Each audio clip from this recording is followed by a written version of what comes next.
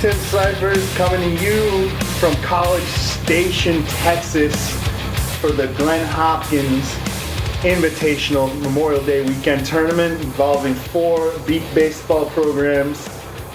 We just had a long day, 3 games, and you'll see how we did if you follow Bayou City Heat on Facebook. And of course, you can always find the Heat Index on Apple Podcasts. You can use it on your Victor stream, or you can go to theheatindex.buzzsprout.com. All the cheap plugs are out of the way. I got Juan as the featured guest. Juan, say what's up. What's going on, everybody? Yeah, what's up, y'all? We got El Darnell in the peanut gallery. What's up, El Darnell? Hey, how you doing? All right. Pleasantries out of the way. Let's begin. Let's start the fight. So, first of all, Juan, this is your second tournament of the season, second tournament of your career, right? Yes, sir. And tell me what happened today that was pretty monumental. Oh, man. Today. Well, long story short, I got my first hit and run today. Hell yeah. Right. Came in the, oh, man. It's all a blur now. It happened today. Very proud of myself in that second game. Just hustled for it, and I got a ball in play last tournament, just didn't make it due to an error on my part, but obviously I worked on all that and got my first run today, so I'm pretty proud again. And it feels good, right? Oh yeah, the first one always feels the best. Yeah, man. I mean, you know, I've said this on previous episodes. Like, my first run was in 2013, and it was a couple years after Vision lost, and like, man, it was against Taiwan too, which was really cool. Wow. Yeah, man. So it was like, I'll just never forget the I was with the Renegades at the time, and like they erupted, and today I got to erupt for you, man. That shit, that stuff felt real. Yeah, don't swear, Juan. That felt really good. So I'm so proud of you because I know you worked really hard, and this isn't your first taste of beat baseball, right? Like you tried it out before. Yeah, I tried it out actually a good while back, maybe 10 or so years ago, I want to say. Okay. It was with the Heat. I did go for a few practices in over there at our facility in Houston, and tried it out, and Fonzie and a few of them, they had some pointers for me. I wasn't in as good a shape as I am now. I feel like I'm in the best shape that I've been in a while. And so the guys told me, like, they're like, hey man, there's a few things you gotta work on if you're gonna stick with this. You gotta get your body in shape, gotta do some running, gotta lift a little to be able to swing the bat, because even back then I was kind of having a little difficulty handling a 32, 34 ounce bat. Sure. And I can handle our Black Max with no issues this time around, because I'd already been doing a little bit of exercise and fitness a few months before this. Sure. Because I was already thinking about it, actually wanted to get back into it this year. I had wanted to get back into it in the past, but I always had prior commitments and prior things in which I was involved. Yeah. So life gets in the way. But I made an effort this year to finally get out there, and sure enough, I've been there since the beginning of the season, and now we're 2 months away from the World Series, and I can't wait. Oh man, he's got that fire under him, doesn't he? Oh man. So I'll tell you what. I mean, my first exposure to you and to seeing you play was at the tournament earlier this month. Like you said, you put the ball in play, but I noticed on defense right away, you've kind of taken to that quicker than the offensive part of your game. Is that correct? A little bit, yeah. I like to pride myself on my ears. They like to work at times. Other times there are things that I miss. Yes, sir. But one thing that I've been able to do very well is, at the very least, I can track the ball. Which it's a fundamental thing, and it's something that has helped me get out ahead in my learning, in my development. Yeah. And so having that out of the way puts me ahead as far as where I'd like to be in terms of being able to be where the ball's going to be, so I can get down. Sure. So I can focus on diving and positioning myself and my body and getting everything in place so that I can make more plays for all of us. Yeah, man. I mean, we notice. You know what I mean? And I can't stress enough how proud I am of you. And I've only known you for a short amount of time, but you're very. I mean, like, people will hear in this interview just how well spoken you are and just how dedicated you are, man. And hear that vigor in your voice is just so refreshing. And El. Yeah. How many times have you seen a rookie come in and like compare his enthusiasm to others, and whether it's similar or different or what have you? You know, most people are hesitant to approach the sport all out from the beginning because it's brand new. Right. But I think Juan benefits from having prior introduction to the sport. Sure. It actually, he's coming in at least with some idea as to what he needs to do, and then by being in better shape, he's positioned himself to, take full advantage of the practices and everything that the Heat has to offer. Yeah, I mean, is that fair to say that your exposure several years ago has kind of benefited you, or what would you say? Yeah, for sure. I cannot disagree with that because I did at the very least learn a lot of the rules of the game back then, and I actually still remembered most of them when I came back into it this year. And so knowing about the 6 zones in the field, even though I didn't know where each one was exactly. Sure. When I got back into this, I still remember that there were 6 and that they were pretty much spread out a couple different ways, and just remembering about the counts as far as the 4 strikes, 1 ball, all the basics of it. I remembered all that, so that learning curve was out of the way. It was done. Yeah. Even after not being in it for 10 years and not being able to commit a full season. Sure. So I feel like that's definitely helped me, and of course working out and doing everything. I still got some work to do as far as my goals. I definitely want to cut my speed, my time down as far as getting down to base. Sure. Of course, I mean, who doesn't want to improve on that? But I'm not the fastest person. But you can work on that. But I'm working on it. Like Fonzie, man. Actually, when we were doing base running drills a couple weeks ago, he timed us, and he gave me my time, and I did not like it at all. Sure. Because I know what some of the other guys can do. Some of the guys who've been in this for a good while, even some of the older ones. Yeah. And I'm like, man, I should be better. So that's my focus. I'm trying my hardest to get better, at least to be able to have a decent speed by the time we get to Wisconsin. Yeah. And man, I just can't stress it, man. I'm doing everything that I can to try and be ready to be able to handle all the stresses of being in games for days in a row. Yeah. And Yeah, because it's grueling, man. yeah, and I really appreciate that you guys are loving what I'm trying to bring to the table here. So yeah, I definitely appreciate all the camaraderie and everything that we have. Yeah, for sure. It's a great culture, and like, not to be corny, but like, this is why I love doing this. I love to get to know you guys, but also this is a cool experience for me to have a rookie's point of view, because you are technically a rookie, and yeah, and but like, to get that point of view for me gets a spark lit under my butt. You know what I mean? Because like, you want it, and it's clear. And man, that can be infectious. So we're lucky, and I want to switch gears just a little bit. Right. Tell me a little bit about Juan off the field, starting with your social security number and your birthday. I'm kidding. No.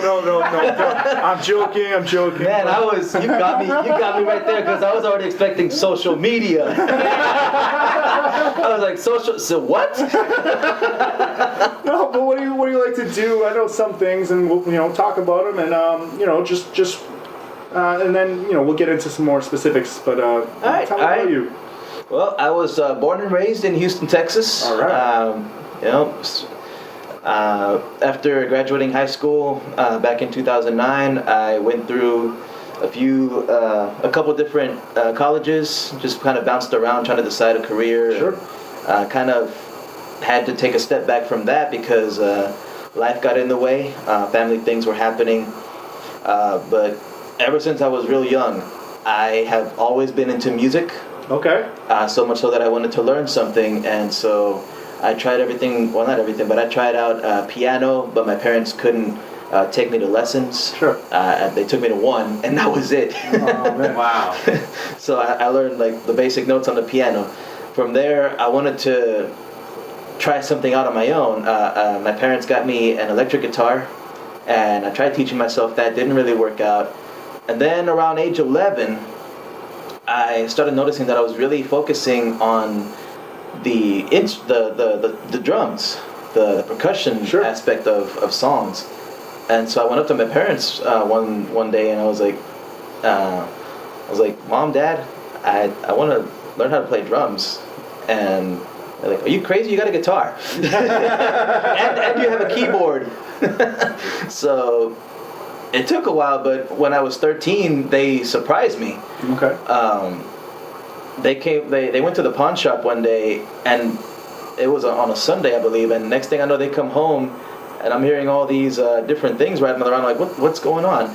And lo and behold, my dad and my brother were setting up a drum set, and I'm like, what's this? They're like, this is for you. I'm like, what? So that's dope. Yeah, so they got me my first drum set from a pawn shop, and I found that I actually had a natural thing for it. Nice. I started playing on my own. At first, we had it set up in the living room, so I had limited availability to play it, even though it was always there. Yeah. Eventually, we got it moved out to the back of the house, and then that was actually the same day my dad got together with a few of my uncles, and he built a new garage for us and tore down the old one, and we moved the drum set in there, and from there, I could play all I want. It wasn't insulated, it wasn't soundproof, but I could play all I want during the day. And let me tell you, I spent a lot of hot days playing in that garage. Oh, man. Still do to this day, actually. Well, so it's a passion. Yeah. So from there, years went by. I went through middle school, went through high school, and actually my senior year of high school, actually got together or got contacted by a guy that I had just met previously as part of an advocacy organization, and he invited me to join a band that he was in. So I accepted, and me and him have been best buds ever since. And we actually had played for a pretty good while, on and off through for like 4 or 5 years, up until like a few years ago.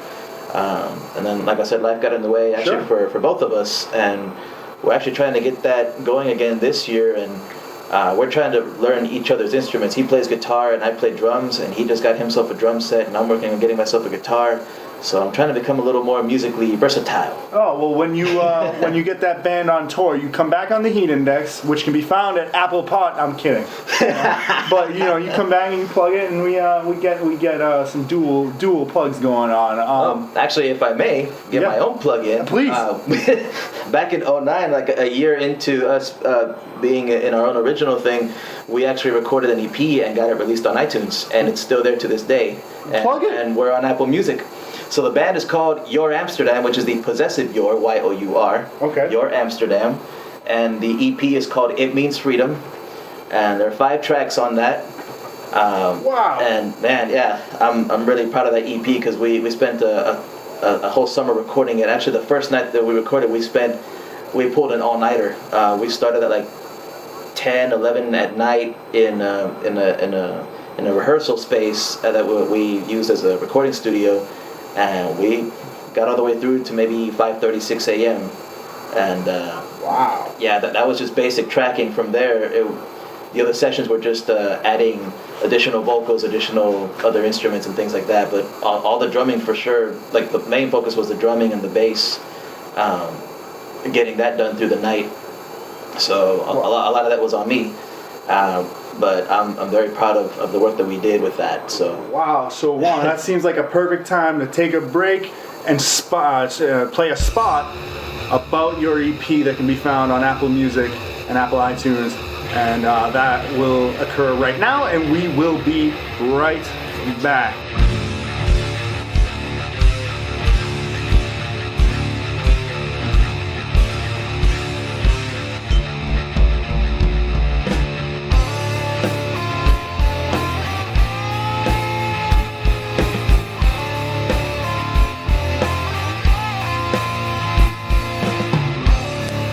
That was Juan Carlos Munoz and his band Your Amsterdam, which you can check out at Apple Music or download on Apple iTunes. Check it out now. All right, we're right back into things. We are in College Station. I am chatting with Juan Carlos Munoz, There you go. my newest teammate. I just butchered it off air, but that is what it is. We just finished a day long of 3 games where Juan scored his first run of his career, which is gonna be one of many. And earlier this month, for the Cinco de Mayo tournament, he got his first few putouts, correct? Yes, sir. What was that like? Compare the feeling there to the feeling today. They both just when both each of them occurred. Oh man, I was filled to the brim with such excitement, such pride. I could barely contain it, and you guys heard that. When I made my first putt, I was like, "Ow, baby!" I made sure I didn't let go of the ball. But I popped up, and the guys were talking about, "Man, you popped up off the ground faster than you ever did in practice." But that one was pretty nice. I think the run was probably the one that I was looking forward to the most. Simply because I had already had previous opportunities for it, and I made the error that I made on one of my balls in play that I got in the Cinco de Mayo tournament was that I hit the ball, but I started running the other way, caught myself about 15 feet later, started running back. Yeah, and you would have scored. I would have scored because they got me with maybe 2 steps to go. Sure. And that was all that time that I spent on starting to go the other way. Right. So I needed to avenge that. I had to avenge that, and I got it done today. I heard that bass. I went straight for it. Didn't veer or anything, and I just I was maybe like 3 steps away, and I was like, come on. I pumped it up, and I just ran through that bass, and it felt so good. I went up. Fonzie met me halfway back to home plate, and we just hugged it out like, yeah, we did it, man, because we were working on that for a while, especially with something that I've been kind of trying to work on and struggling with was trying to get a consistent swing going. So that's one of the things that I'm trying to build on, as well as getting better at diving and doing defense and everything. The thing that I'm trying to just really get down is all the fundamentals, just trying to get a nice, consistent, always there swing, so that Fonzie can just do the rest and we can meet up in the middle and put the ball in play. That's awesome. You got to work with your pitcher, develop consistency and chemistry. I'm here with Juan Carlos Munoz on the Heat Index. And due to the magic of pre-recorded radio, we have actually relocated because our coach got back and he wants to watch the Houston game versus Golden State, Game 6. And this will be posted days after that, so you'll already know the outcome. And again, another cool little trick that radio can do. Dude, where am I? So Juan was just telling us, he was comparing the feeling of his first putout to the feeling of his first run. And for me, it was the exact opposite, Juan. I had scored plenty of runs before I got my first putout, which was last year with the Heat. And they were both impactful, but I always wanted to play on defense because I didn't get the exposure to it in Boston. But so it's similar just to your feelings, just the opposite way. You know what I'm saying? Just flip them around. But I mean, I'm glad that you've taken to the sport so quickly, and you seem to love it, man. Yeah, I actually mentioned it one time before. Well, not to you guys, but I kind of was just thinking to myself, like, man, some of the fundamentals feel almost as natural to me as drumming first was to me. Just when I first sat down, picked up a pair of sticks, and just kind of started feeling my way around the drum set, it just kind of, things just kind of fell into place. And I feel like maybe it's because I had the little bit of prior experience when I first went to the Heat practices, but some of it just kind of came back to me very quickly and very naturally, and now I just have to hone everything in, just like I did with drumming, so I can get in a nice tight pocket, musically speaking. If I can use that reference, and just trying to get everything down to basic instinct, where I can get a little creative and just be able to track everything better and be able to be where the ball's going to be and just catch it right on the old gut. Yeah, and get that away from your body so they count it as an out. Yeah, because exactly. we ain't getting those close calls. Just saying. Nah, no, we're not. Don't get into trouble already. But It's a yeah, young in the career. the ones that are the best for me are the ones that I can get right under my gut or right in my armpit, because those stay right where they are. Yeah, sure. So, listen, I ask everybody because it's interesting to me, and I think it gives people a chance to know you. Can you discuss your vision condition? Oh, yeah, definitely, man. Please. So, I was born when I was 3 months old. My parents started noticing that I wasn't able to look straight at them a lot of the times. Mm-hmm. And so they were concerned enough that they took me to go get seen. And lo and behold, I was diagnosed with a condition called Leber's congenital amaurosis, which is basically an underdevelopment of the optic nerve. Yep. And so I did have some vision. I think my best acuity was probably 2300 or so. Oh. And then around age 11, like around when I had the guitar, I started losing my sight. And the way that I noticed that I started losing my sight was because I was a pretty avid video game player. Mm-hmm. One of the games that I loved to play was GoldenEye for the Super Nintendo. Oh, yeah. Yeah, and so I would always go into the menus before I started the mission and picked out some guns that I wanted to have. Just get all the gear and everything. One day I noticed that I was struggling to read some of the menus, especially the options there to select the weapons and everything like that. And so that was kind of my first clue. I didn't think too much of it because I thought maybe it was just a really bright day because it was probably around springtime or late spring, early summer. But then from there, it was very gradual, but I noticed things progressively started getting worse. Yeah. And then I entered into the school year, and I had a vision assessment done on me where I'd had to read the CCTV and everything, and that's when it really, when I noticed and the teachers noticed that that things just weren't as easy to read as before, right. even at very, very big font. Mm-hmm. Things were just starting to blur up, and I was starting to have mornings where my vision would actually not be there for a little bit, and then it would kind of start to come back, kind of like trying to get like a movie cutting out and cutting back in. Sure. Like blacking out and then going to another scene. So that's kind of how it was for me. So it got to the point around maybe early to mid age 12 or so that I got to that point where I just didn't have any usable vision at all, and it was just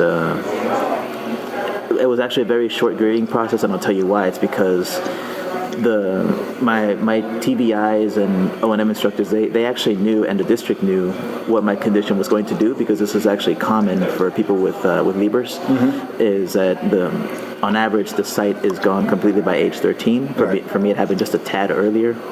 But I'm actually very fortunate that they started preparing me early on without even telling me, by teaching me Braille and starting to teach me how to use the cane in kindergarten or first grade, like around age 6 or so, 5, 6, 7 years old. Sure. They went hardcore with it, and then second grade I was using a note taker, and it just went up from there. But my grading process would have been a lot longer if I didn't have any of that, and my adjustment would have been a lot more difficult if it hadn't been for all that prep that they had given me without even, without me knowing that they were giving me that prep, because I was like, well, I mean, I can, because they had me see a counselor for a couple weeks, and it was literally only a couple weeks, once a week, and it was, one of the things was, he was like, well, I mean, what can you do? I was like, well, I can read Braille, I can still use a cane, I mean, I can still do a lot of these things, and I can kind of feel a little normal. He's like, well, there you go.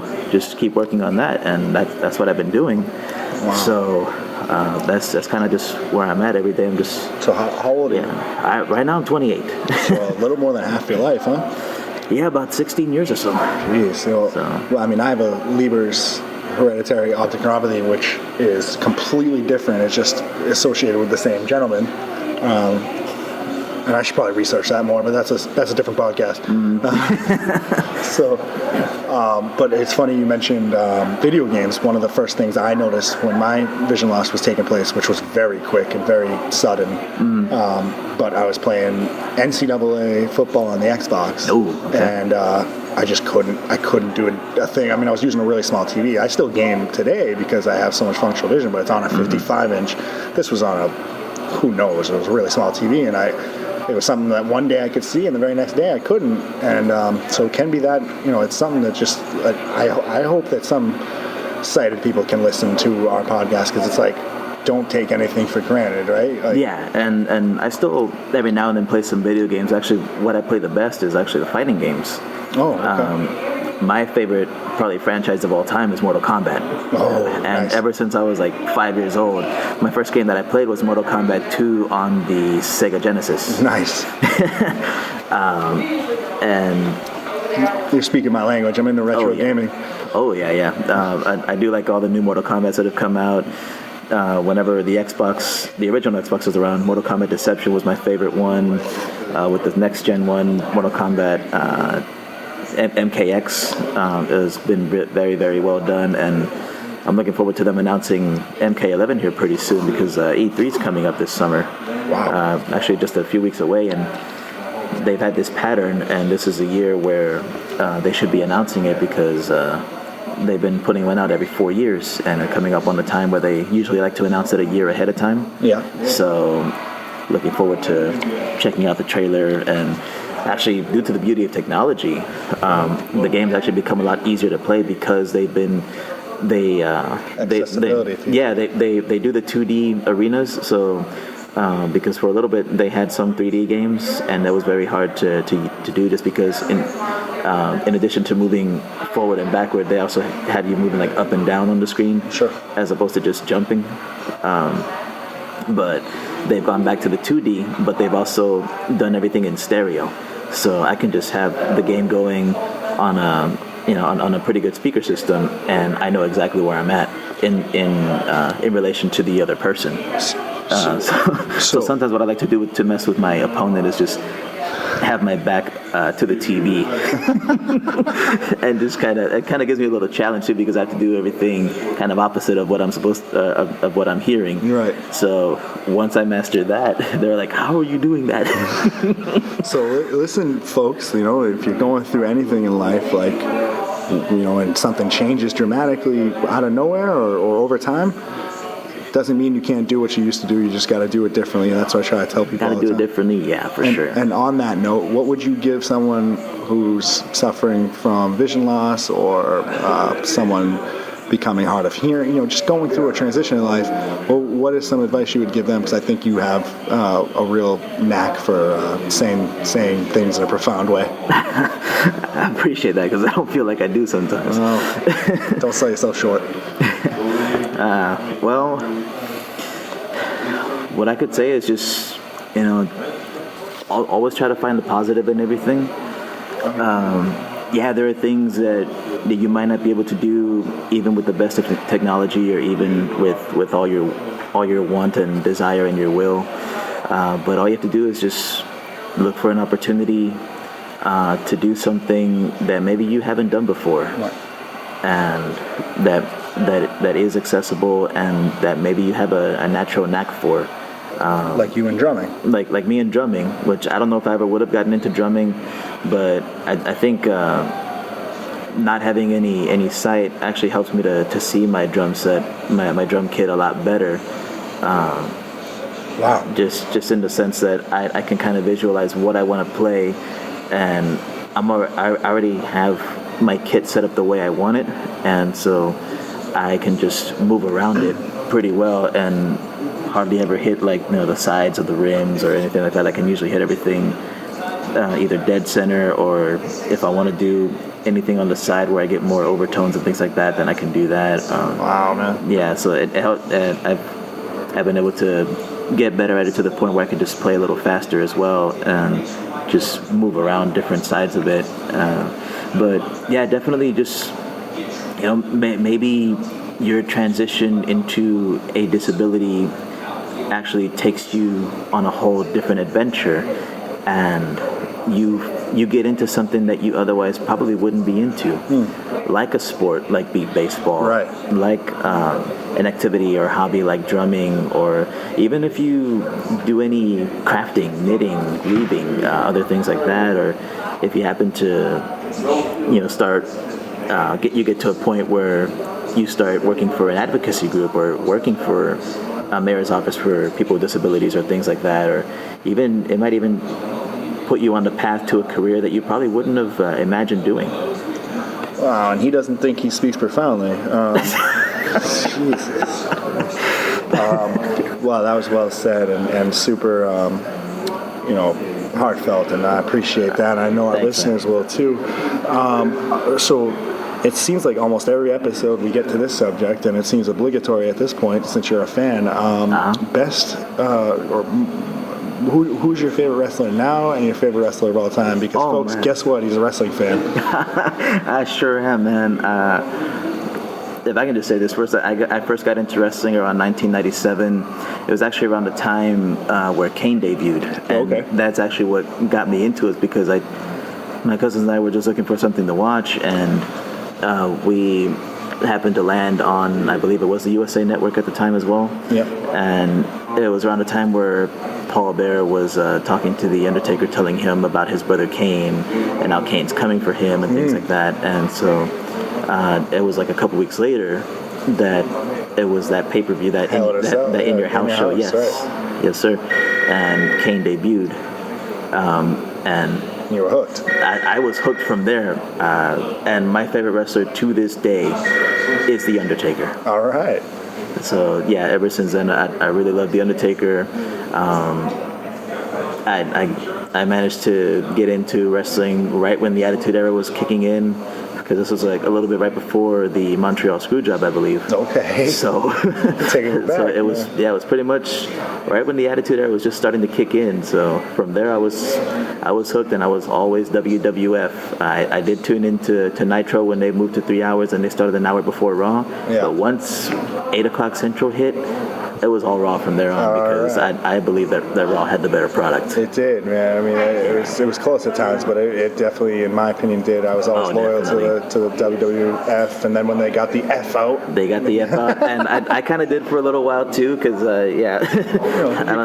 you seem to grow, like I grew out of it, but always like checked in. Yeah, I spent most of middle school out of wrestling. Got back into it just a little bit around WrestleMania 22 when Triple H and John Cena had their big match, and Cena started getting the hate from the crowd. Yeah. I was like, man, and even I was like, yeah, Triple H is better because I don't know who you are. John Cena from West Newbury, Massachusetts. Oh yeah. I don't even know where that is, and I'm from Massachusetts. I'm guessing that's near Boston. North Shore. Yeah. That was when Undertaker was facing Mark Henry, I believe, in that casket match. Oh, snap. Yeah, I forgot about that. Yeah, so they were talking about him being 13-0. He went to 14-0 that night, if I'm not mistaken. And actually, I went to WrestleMania 17 in Houston. Oh, nice. Yes. That was the Rock and Stone Cold, right? That was the Rock and Stone Cold. Their second one, because their first one was in 15. Yep. For the Intercontinental. Yeah. And that was Undertaker and Triple H match 1, which they very conveniently ignored when they were having their 2 straight matches at 27 and 28. So you told me also. Or 2029, yeah. You told me you're also a baseball guy. I am a baseball guy. What was it like to have your hometown Astros win the World Series last year? Very proud, man. With like a $17 payroll. Oh my God. Very proud of those guys, man. So you beat the Red Sox, the Yankees, and the Dodgers. And the Dodgers. That's incredible. The 3 most storied franchises in the sport. Right. All in one postseason. Yeah. All in 1 month. That was incredible. Must have rocked, right? Oh yeah. Oh, the only thing that was a bummer is I couldn't go to the parade. Oh man, I had to work. Folks, this is me being a real DB of a Boston sports fan, but I've been to 9. Sorry, bro, but most of them I was inebriated, and it wasn't good for Timmy. Yeah, and I told myself, I'm like, you know what? You couldn't go to the parade. You had to work. Right. Everybody else got to go. Even some of my nephews got to go.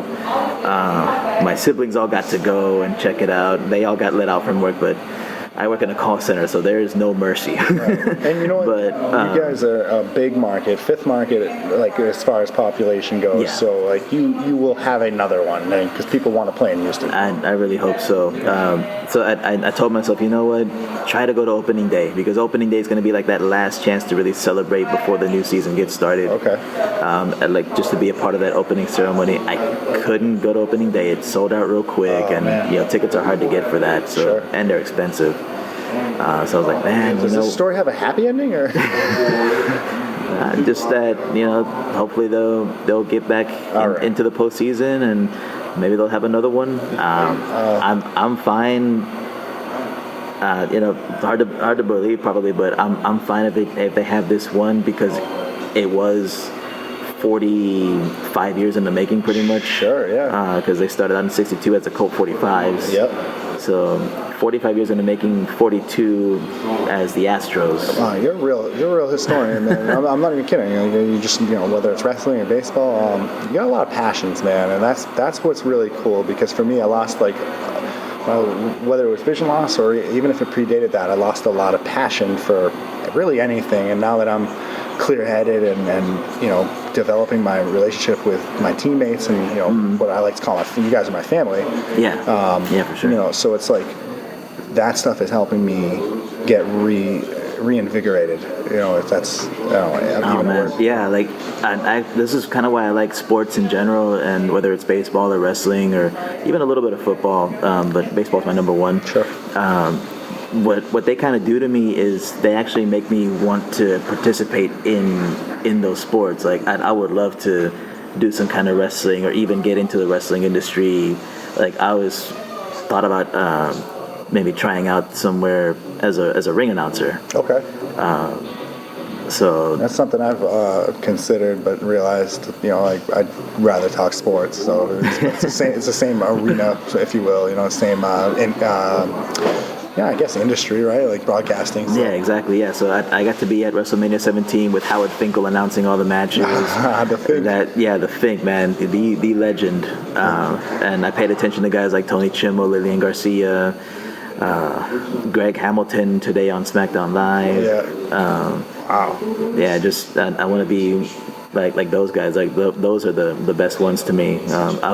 What I would love to do if I had sight is to be a play-by-play guy. Right. I would love to do even color, but my actual pipe dream is play-by-play guy. Just because Jim Ross, even after I lost my sight, still kept me informed. He painted a picture. Yes, he painted the picture as to what was going on. And then later on, because I actually didn't get into baseball until the Astros were making their postseason runs in 04, 05. Yeah. After 05 happened, even though they got swept by the White Sox, Yep. I was hooked on the sport. And I spent the next year listening to well over 100 games. I would probably put it at maybe 130 games, listening to Milo Hamilton here in Houston describe all the games on the radio. And he pretty much taught me all the rules of the game in one season. And I slowly but surely started figuring out what different counts meant, what different numbers were as far as putouts, like E9s and things like that, Sure. E1s on a pitcher, E9s on a right fielder. Scorecard, Yeah, right. scorecard keeping. And even the way that he would announce the lineup, he would be like, this guy first, this guy third, like when he would just go through the batting order and things like that. It was just very efficient with how he painted that picture in that brief amount of time before the game got started. Sure. Which to me is just very nice. And so it was very, I was hit pretty hard when Milo Hamilton passed away almost well over 2.5 years ago, because he was the one that painted that picture for me all those years, even through some of the struggles, and even after his retirement. And I still stayed listening to a lot of the games and just keeping up with the team in general, because he made me such a huge fan that I was willing to go through the thick and thin, because all I kept hearing from all the radio shows and everything was like, there's a plan in place. There's a plan in place. We got to go through these growing pains, but they're building the farm. Yeah. Trust the process. They're building on the farm system. And then, of course, that article came out for Sports Illustrated years ago talking about Houston Astros 2017 World Series champions. And man, I pinned a lot on that, and man, wouldn't you know it if it didn't happen? It happened, man, and I was just like, man. That Game 5 in the World Series, I was in San Antonio, and the people that I was with, we were watching the game, and it went to extra innings. They got the walk It's off. like 16 home runs, right? Yeah, it was a lot. Yeah. And they got the walk off, and we were just like, oh my God. Like that one was almost as much emotionally draining on us as actually winning the World Series. Right. It's great theater. Yeah, exactly. And man, it was just really something. I remember when the Cubs won it a couple years ago, like just going through that too. I was like, man, you know what? I want them to have it. I want the Cubs to have it because they didn't. Well, yeah. But like I was fine with history being made. Sure. Yeah, like it's just something you get to watch. Like every time there's because like we all have alerts on our phones and everything. Like every time I get an alert about somebody possibly going for a no-hitter, for a perfect game, I usually tune in, especially in like the 8th, 9th inning. I want to be. I like being involved in different historical things going on, sports-wise especially. Yeah. No, I mean, and we're gonna wrap it up soon. I just what I take from this interview is the inspiration that you are to me, and I'm guessing like people in your life personally. Also, the amount of passions you have, and how well spoken you are, and man, just how much enthusiasm you have for this game already. Are you ready for Wisconsin? Well, I mean, not ready. You know what I mean? Are you excited for it? Of course you are, but talk to me about what you expect it to be and what you're eager to see what things are about. Because you've been in 2 tournaments now, but nothing like a World Series. Timmy. It's a loaded question. Well, yeah, I'm very excited for Wisconsin, man. I love the experience that I'm getting out here, especially this weekend. The coach JC's given me a lot of looks, especially the first 2 games. Right. Had me in there for well over half of them. Gave me the reps and everything. And yeah, man, I'm just looking forward to the grind, man. Just going through everything. Like everybody's gonna start at 0-0, and all of us are gonna work toward that Saturday. Right. That's the goal. Make it to Saturday, and win, of course. Yeah. But I'm just looking forward to the experience, just of being around other people that all they're doing that week is beat baseball, and a lot of what we're gonna talk is beat baseball. Not everybody is. That's all they're doing, but you know what? Well, no, yeah. Never mind. I'm just kidding. People that are listening and got mad at that comment. I don't care. Like for me, like if I can, depending on what happens, I mean, I definitely want to keep up with what's going on with WWE. No, I was making a passive-aggressive joke. I'll tell you off the air. That's cool. That's cool, man. No, I'm fine with it. I mean, yeah, that's not going to be, all I'm talking about. No, I know. But so you mentioned JC.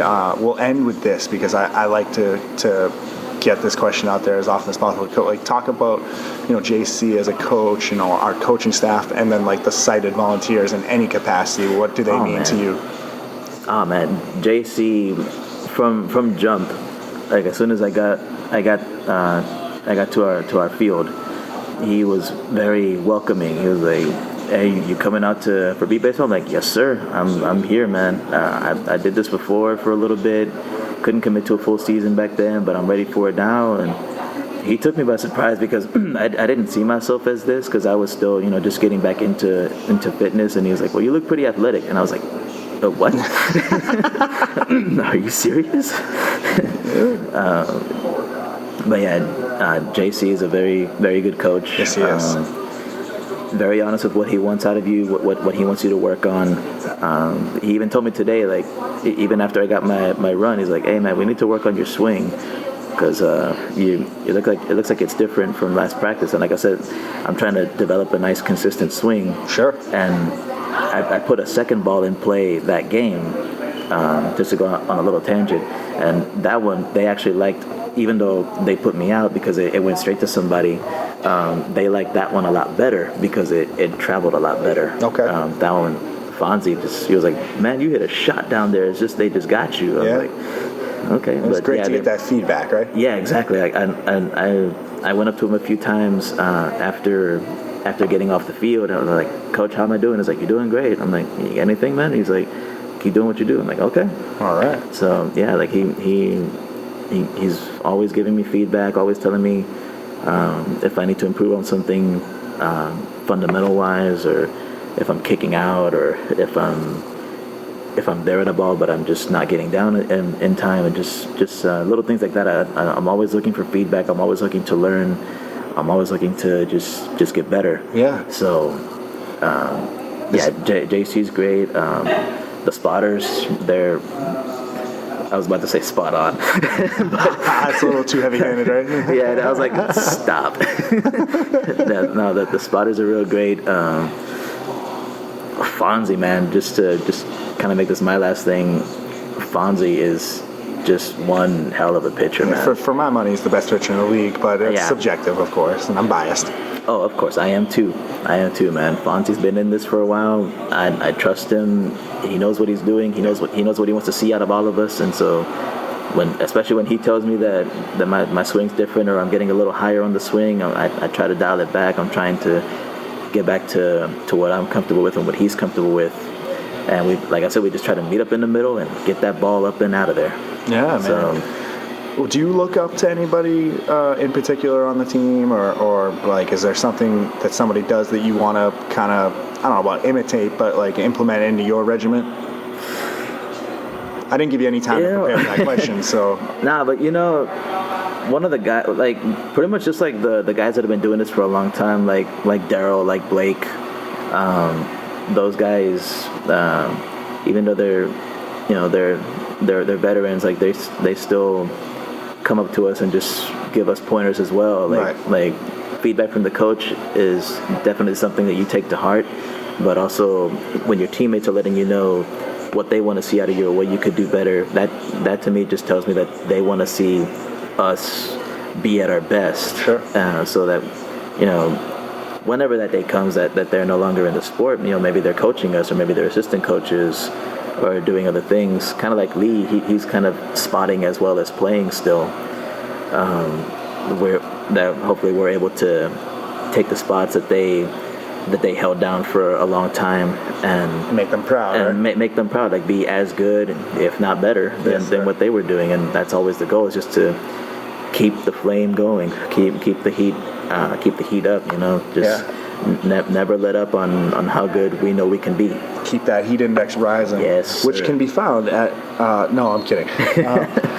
So listen, I want to thank you so much for doing this. You were very eager to do it, or willing to do it, I should say. Oh yeah. And sure. I hope this is the first of many, because my goal is to get pretty much something done with each person affiliated with a team, and then go start to just do something where we kick it on the phone and record it every so often, and that's my goal for this project. But I will say that this is a great way to start off season 2, and I want to thank you from the bottom of my heart, and I want to give you a chance to say anything you want to say to end the show, and take it from here. Oh man, it was a pleasure to do it. I love doing this, especially when you said that you had a podcast. I was like, oh man, that is so awesome. Yeah. I've heard a couple of them, and I was like, man, I can't wait to be on. Yeah. So, and then I don't really use it too much, but if anybody wants to follow me on Twitter, they can do so at The Sound of Munoz, which is all one word, The Sound of Munoz.